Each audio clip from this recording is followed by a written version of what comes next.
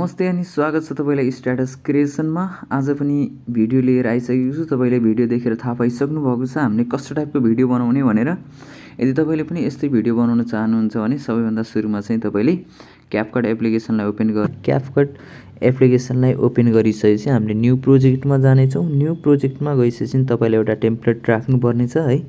पहिलो टेम्प्लेट चाहिँ हाम्रो यो हुनेछ है। त्यसपछि नेक्स्ट टेम्प्लेटलाई डाउनलोड हामीले सिलेक्ट गर्नेछौँ। मैले चाहिँ सुरुमा भिडियो टेम्प्लेटहरूलाई चाहिँ सिलेक्ट गरेर राखेको छु है। यदि तपाईलाई यो भिडियो टेम्प्लेटहरू चाहिन्छ भने चाहिँ डिस्क्रिप्सनबाट चाहिँ डाउनलोड गर्न सक्नुहुन्छ है त। र अब चाहिँ हामीले के गर्छौँ, यो बीचमा चाहिँ हामीले फोटोहरू राख्नुपर्ने हुन्छ है। जस्तै मैले फोटोमा गएँ, फोटो चाहिँ हामीसँग 4वटा फोटोहरू आवश्यकता पर्नेछ। जस्तै मैले एउटा फोटोलाई सिलेक्ट गरेँ, 2वटा, 3वटा र 4वटा है।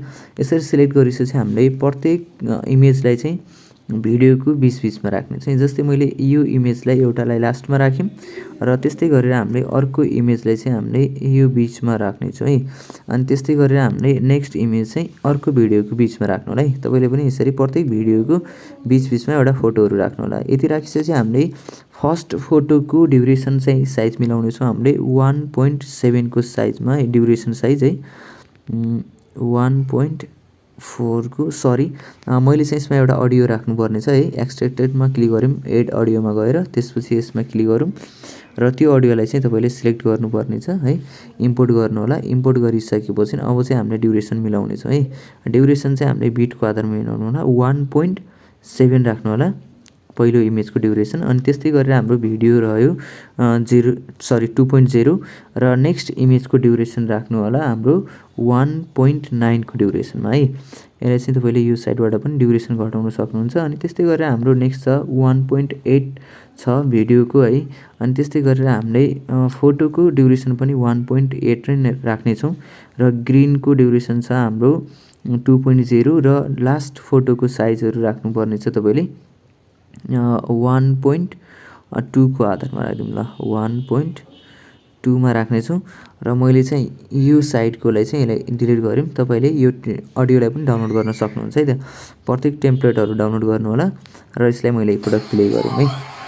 मेरो यसमा चाहिँ साउन्ड इफेक्टहरूको कारणले चाहिँ क्लेमहरू आउन सक्छ। मैले चाहिँ यो साउन्ड म्युट गर्नेछु है। म्युट गरिसकेपछि तपाईको भिडियो चाहिँ यसरी आउनेछ। र अब चाहिँ हामीले फोटोलाई ट्रान्जेक्सन राख्नको लागि एनिमेसनमा जानु होला। एनिमेसनमा गइसकेपछि मैले चाहिँ इन एनिमेसनमा गएँ र यसमा चाहिँ हामीले रक होरिजेन्टल राख्दा नि भयो है। यदि होइन तपाईले रक भर्टिकल राख्न चाहनुहुन्छ भने रक भर्टिकल राख्नुस्। अनि त्यस्तै इमेजलाई मैले यसलाई चाहिँ ल सेक 3 राख्नेछु। सेक 3 राखिसकेपछि ड्युरेसन साइज बढाउनु होला र नेक्स्ट इमेजलाई पनि मैले सेक 3 मै सिलेक्ट गऱ्यौँ र लास्टको इमेजलाई पनि मैले सेक 3 मै राख्यौँ है। यदि तपाईले अरू इफेक्ट राख्न चाहनुहुन्छ भने अरू इफेक्ट पनि राख्न सक्नुहुन्छ है त। ल मैले यसलाई लास्टकोलाई रक भर्टिकल पनि राख्यौँ है। सेक राखेन है, सेक 3 राखेन, रक भर्टिकल राखेको छु। यति भइसकेपछि हाम्रो चाहिँ यो कम्प्लिटली तरिकाले प्ले हुनेछ ल। यसरी आउनेछ र तपाईले यसमा पनि आफैले इफेक्ट राख्न चाहनुहुन्छ भने इफेक्टमा जानुस्, भिडियो इफेक्टमा जानुस्। भिडियो इफेक्टमा गएर तपाईले मोडमा जानु होला। मोडमा गइसकेपछि हामीले यसमा थुप्रै इफेक्टहरू छ। अब तपाईले कुन चाहिँ इफेक्ट युज गर्ने, मैले मेटर इफेक्ट नै युज गरेँ है। अनि यो इफेक्टको ड्युरेसन चाहिँ थोरै घटाउनुस्। यसलाई मैले कपी गरेँ, प्रत्येक इमेजमा राख्नेछु है। भिडियोमा चाहिँ राख्दैन है, इमेजको फर्स्टमा है। अनि त्यसपछि यसलाई पनि कपी र यसलाई यहाँनिर राखौँ। यति गरिसकेपछि हामीले यो इमेजलाई को साइजलाई पनि कपी र यसलाई पनि हामी मिलाउने छौँ। यसको ड्युरेसन चाहिँ थोरै कम गर्नु होला र यहाँनिर राख्नुहोस्। इमेजको क्लिपलाई चाहिँ भोल्युममा गएर भोल्युम चाहिँ 0 गरिदिनु।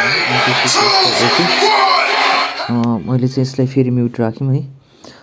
यसको भोल्युम चाहिँ हामीले 0 राख्यौँ। 0 राखिसकेपछि तपाईहरुले यसलाई सेभ गर्नुपर्ने छ है त। मैले चाहिँ यसमा पनि इफेक्ट राखिदिएको छ। यसमा गएर चाहिँ एनिमेसनमा गएर इन एनिमेसन, त्यसपछि रक भर्टिकल राखेको छ है। यसमा पनि इफेक्ट राखिदिएको छ। यदि गरिसकेपछि हामीले चाहिँ यसलाई सेभ गर्नेछौँ है त। यदि तपाईलाई यो भिडियो के कस्तो लागेको छ त्यस्तो प्रतिक्रिया दिन चाहिँ नबिर्सिनुहोस् र यदि हाम्रो च्यानललाई सब्स्क्राइब पनि गर्नुभएको छैन भने सब्स्क्राइब पनि गरिदिनु।